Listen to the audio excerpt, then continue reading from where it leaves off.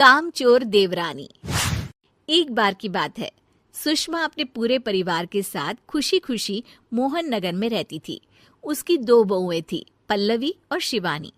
एक दिन दोनों बहुएं रसोई में काम कर रही होती है कि तभी उनकी सास सुषमा उन्हें बुलाती है। अरे बहू, जरा इधर तो आना। शिवानी, जरा जाकर देखना सासू माँ क्या कह रही हैं। दीदी आप ही देख लो ना जाकर, आपको भी तो सुनाई दे रहा है। अरे मैं आटा गूंद रही हूँ ना, तुम चली जाओ। हाँ तो मैं भी तो सब्जी काट रही हूँ ना दीदी। अरे बहू जल्दी आओ। ओफो, ये तो जाएगी नहीं। मैं ही जाकर देखती हूँ कि क्या करना है। पल्लवी सुषमा के कमरे में जाती है। जी मम्मी जी, क्या हुआ?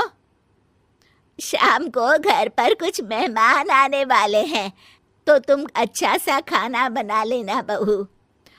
ठीक है मम्मी जी, आप बता दीजिए क्या क्या बनाना है और कितने लोग आ रहे हैं। सुनील की मौसी जी और उनका पूरा परिवार आ रहा है। कुल मिलाकर 3 लोग और हमें मिलाकर हुए 9 लोग।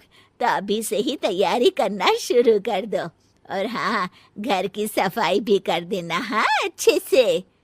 जी मम्मी जी, सब काम हो जाएगा, आप चिंता मत कीजिए।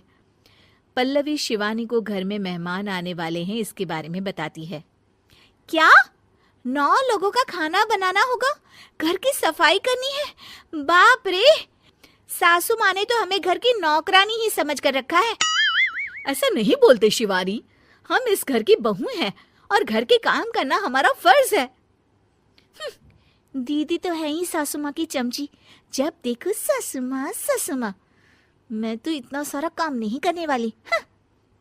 शिवानी कपड़े लेकर गमला साफ कर रही होती है और चक्कर आने का नाटक करने लगती है। मेरा सर चकरा रहा है। तभी वहां पल्लवी और सासू माँ जाते हैं। अरे बहू, क्या हो गया तुम्हें? मम्मी जी, बहुत तेज सर में दर्द हो रहा है। तुम एक काम करो शिवानी, आराम कर लो। नहीं नहीं दीदी, घर में मेहमान आने वाले हैं, मुझे आपकी मदद करनी चाहिए। अरे कोई बात नहीं शिवानी, तुम आराम कर लो, मैं सब काम कर लूंगी। ठीक है दीदी, अगर आप इतना कह रही हैं तो आराम कर लेती हूँ। शिवानी आराम से अपने कमरे में मैगजीन पढ़ रही होती है।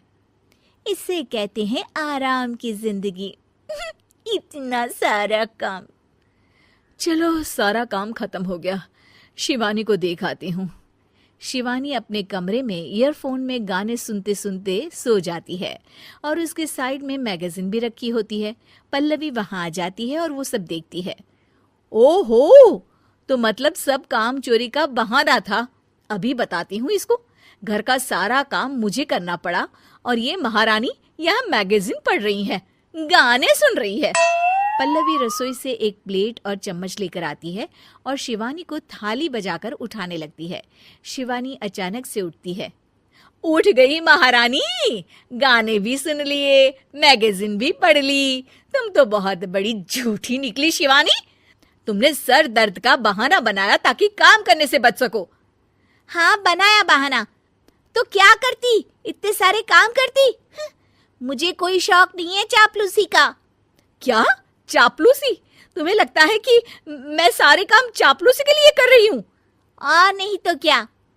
तभी वहां सासू माँ आ जाती हैं। अरे बहू, वो लोग बस आने ही वाले हैं, तुम तैयारियां कर लो। जी सासू माँ, तुझे तो मैं बाद में देखती हूँ। सब खाना खाने बैठते हैं और खाना शुरू करते हैं। तभी सुनील की मौसी बोलती है। वाह भाई वाह, खाना तो बहुत ही अच्छा बना है सुषमा जी, एक एक चीज में क्या स्वाद है। ये सुनकर शिवानी मुंह बना लेती है। उसे अपनी जेठानी की इतनी तारीफ रास नहीं आती। आपकी बहुएं तो बहुत ही अच्छा खाना बनाती हैं। हाँ, बनाती तो दोनों ही अच्छा है, पर आज ना ये सारा खाना बड़ी बहू ने बनाया है।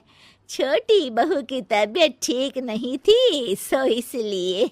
मानना पड़ेगा सुषमा जी, आपकी बड़ी बहू तो बहुत ही गुणवान है। पल्लवी की तारीफ सुनकर शिवानी को जलन होती है।